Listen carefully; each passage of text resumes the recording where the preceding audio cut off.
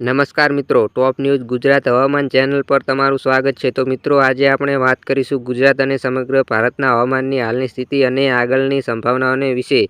અને આજનું હવામાન ખેડૂતો અને મુસાફરો અને સામાન્ય જનતા માટે શું સંકેત આપે છે તે આપણે સરળ ભાષામાં સમજીએ। પણ તે જોતા પહેલા અમારી ટોપ ન્યૂઝ ગુજરાત હવામાન ચેનલને સબસ્ક્રાઇબ કરી નાખજો। અને હવે આગળ વાત કરીએ તો આજે તાપમાનની સ્થિતિ જાણીએ તો ગુજરાતમાં ઉત્તર ગુજરાત અને સાબરકાંઠા વિસ્તારમાં શિયાળાની ઠંડી સ્પષ્ટ અનુભવાય છે અને રાતના તાપમાન અને કેટલીક જગ્યાએ 10-12 ડિગ્રી સુધી નીચે જતું જોવા મળે છે અને દિવસ દરમિયાન ધૂપ હોવાથી ઠંડી ઓછી લાગે છે। અને ભારત વિશે વાત કરીએ તો ઉત્તર ભારતમાં પંજાબ, હરિયાણા, દિલ્હીમાં ઠંડા પવન અને ધુમ્મસ જોવા મળે છે। મધ્ય ભારતમાં સામાન્ય તાપમાન સાથે દક્ષિણ ભારત હજુ પણ ઉષ્ણ ભેજવાળું જોવા મળી રહ્યું છે। અને હવે પવનની દિશા અને અસર ઉપર વાત કરીએ તો હાલમાં ઉત્તર અને ઉત્તર પૂર્વ તરફથી સૂકા પવન ફૂંકાઈ રહ્યા છે। આ પવનના કારણે ગુજરાતમાં શિયાળો વધુ મજબૂત બનતો જોવા મળે છે। દરિયાકાંઠા વિસ્તારમાં હળવો ભેજ અનુભવાય છે। વરસાદની શક્યતા વિશે વાત કરીએ તો ગુજરાતમાં આજના દિવસ માટે વરસાદની કોઈ મોટી શક્યતા નથી। દેશના દક્ષિણ ભાગોમાં તમિલનાડુ અને કેરળમાં છૂટાછવાયા વરસાદ થઈ શકે છે। આ સમયગાળો રવિ પાક માટે અનુકૂળ ગણાય છે। અને હવે શિયાળો, ઉનાળો અને ચોમાસા વિશે વાત કરીએ તો હાલનો શિયાળો સામાન્યથી થોડો કડક રહેવાનો સંકેત આપે છે।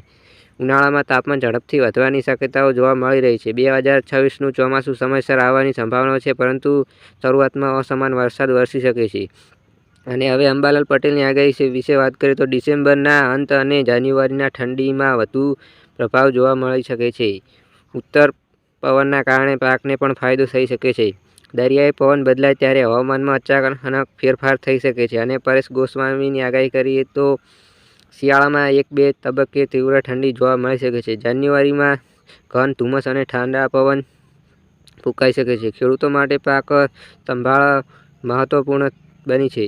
હવામાન વિભાગના સંકેત પ્રમાણે વાત કરીએ તો પશ્ચિમ ભારત માટે સૂકું હવામાન જોવા મળી રહ્યું છે। આગામી થોડા દિવસો માટે તાપમાન સ્થિર રહેવાની શક્યતા છે। કોઈ ચક્રવાતી સિસ્ટમ હાલમાં સક્રિય નથી। ખેડૂતો માટે ખાસ સૂચન કે ઘઉં, જીરું, ચણા જેવા પાક માટે આ હવામાન અનુકૂળ છે। રાત્રિ ઠંડીથી પાકને નુકસાન ન થાય તે માટે સિંચાઈ અને આવરણનું ધ્યાન રાખવું જરૂરી છે।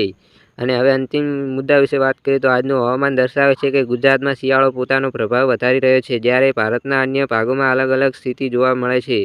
આવનારા દિવસોમાં હવામાન પર નજર રાખવી જરૂરી છે। તો મિત્રો, આજના તાજા હવામાન સમાચાર તમને પસંદ આવ્યા હોય તો વિડીયોને લાઇક કરી અને ટોપ ન્યૂઝ ગુજરાત હવામાન ચેનલને સબસ્ક્રાઇબ કરી નાખજો। ધન્યવાદ।